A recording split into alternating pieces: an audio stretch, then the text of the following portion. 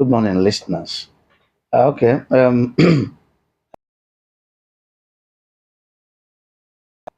saying we are in control. Forget about all these things. We are in control. You know, I think yeah, Musa is in control. They are in control. But I can also say that some Nigerians would say that that's the man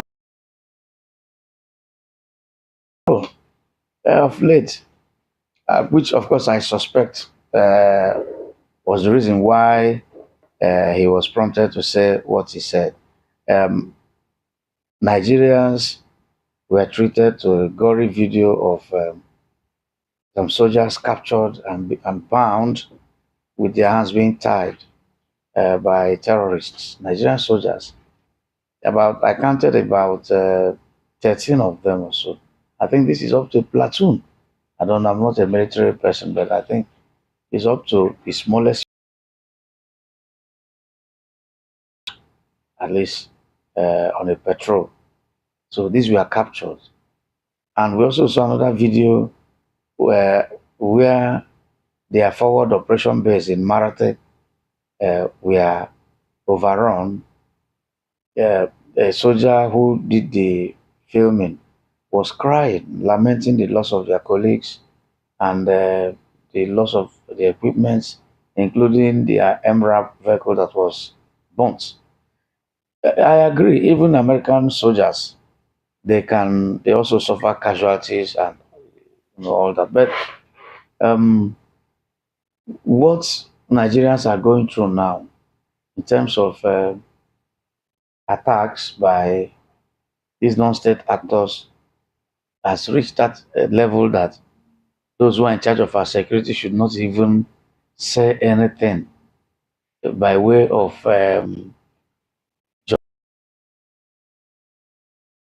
or trying to praise their efforts.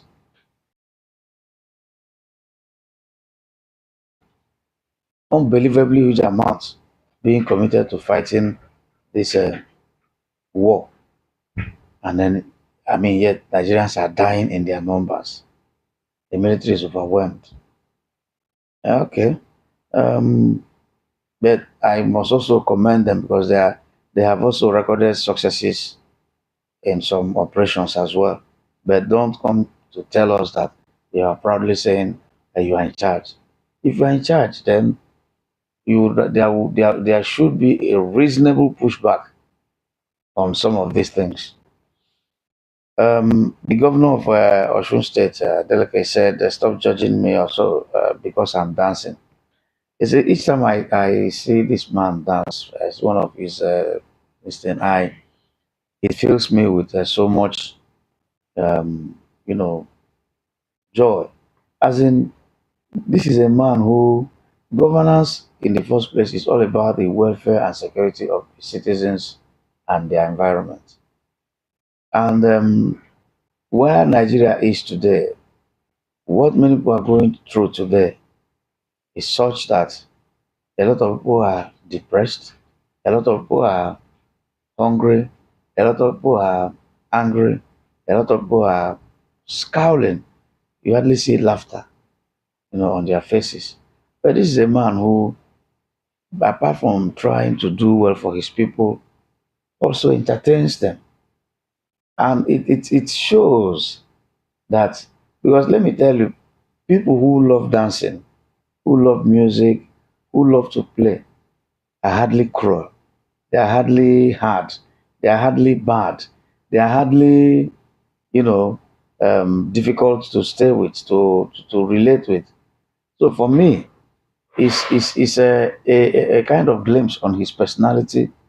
I know that if you are with him, there won't be any dull moment. He loves, a light, hearted environment. If you are with him, the mood will be light. He plays, he dances. So it is, as far as I'm concerned, that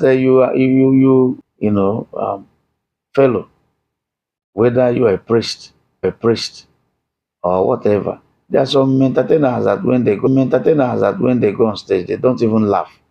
They don't have that stage craft that people should be talking about the quality of his service to his people and not whether he's dancing or not. And for goodness sake, he's a very good dancer, not minding his bulky frame.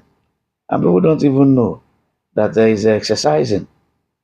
They don't, that is even one secret. Just like sometimes when you visit these big men in their offices, they stand up to see you up to the door. Sometimes you may think that it is why it could also be that they just want to honor you. They want to show deep respect that they walk you to the door. It's an opportunity they are snatching to stretch their legs, to exercise. A governor may sit down for a whole day attending to people, those people walking and walking out, and he's seated. So before you know it, you could start having health issues. So that man, at any opportunity he has to enjoy himself, he dances, sweats, exercises himself, and to all the detention facilities in Nigeria, especially those of the Nigerian Correctional Services. You will see a lot of people detained. In fact, if you ask the detained, you know, for years, 10 years, look at 16 years. Okay, what offense did he commit that will warrant such lengthy detention? And unless there is an outright, deliberate intervention, many people are, you know, they die without trial, heartbreaking situations. Somebody just walking along the street at night and the petrol team will accost him, hey, come here. If the person doesn't have money to settle, sometimes they end up in jail. Yes, they could accuse him of armed robbery, and just dump him there. They say they want to take over government by subversion.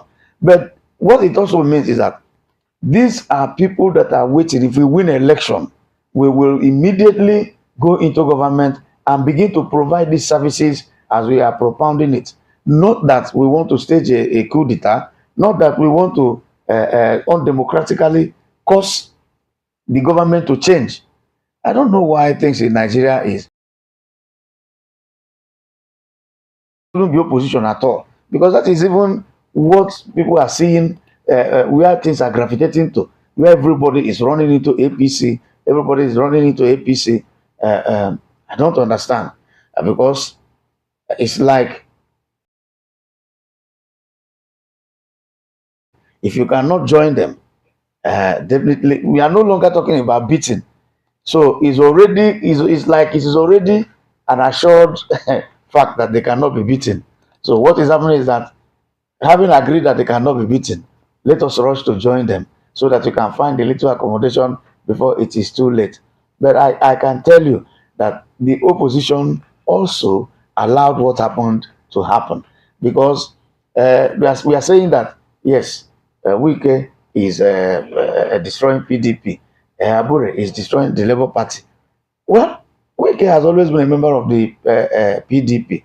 So if he decides to destroy his own party on behalf of the opposition, well and good. You can't blame the government for that. You blame the party in opposition.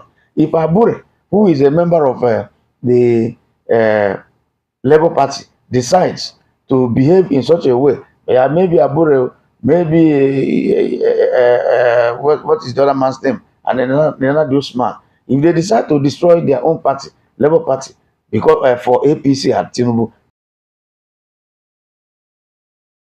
if they give you money and you say you are not taking, if they offer you position and you say you are not taking, I want to stay in the opposition and drag this election with you to win.